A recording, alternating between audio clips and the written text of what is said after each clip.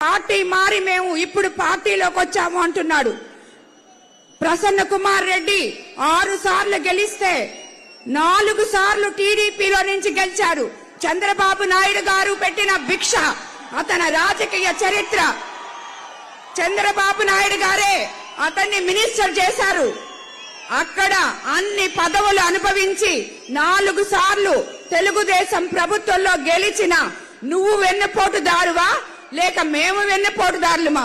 కాబట్టి అది తెలుసుకోవాల్సిన జనానికి చాలా అవసరం ఉంది. ఒక మహిళను ఇంత గౌరవించి చంద్రబాబు నాయుడు గారు నాకు ఈ ఎమ్మెల్యే సీట్ ఇక్కడ కోవూరు నియోజకవర్గంలో ఎంతో మంది మహిళలు ఉన్నారు, మహిళా ఓటర్లు చాలా ఎక్కువ మంది ఉన్నారని నన్ను ఎంపిక చేసి ఇక్కడికి పంపిస్తే నాకు సమాధానం చెప్పలేక నీ అవినీతి చరిత్రను నేను రోజు బయట పెడుతుంటే నన్ను ఎదుర్కోలేక, అదే విధంగా వేమిరెడ్డి ప్రభాకర్ రెడ్డి గారిని ఎదుర్కోలేక అతని నోటికొచ్చినట్టు పిచ్చి పిచ్చిగా మాట్లాడుతున్నాడు.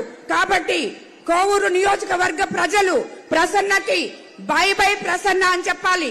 అతను దోచుకున్న డబ్బంతా హైదరాబాద్ లో పెట్టుకొనున్నాడు. ఈ ఎలక్షన్ అతనికి ఆఖరా ఎలక్షన్ కావాలి. మళ్ళీ తిరిగి రాజకీయాల్లో అతను కనిపించకూడదు. ఆ రకంగా కోవూరు ప్రజలు అతనికి బుద్ధి చెప్పాలి. ఇది ఇక్కడ ఎంతో మంది బిడ్డలు, యువకులు, మహిళలు అందరూ నా వెలకు ఉన్నారు.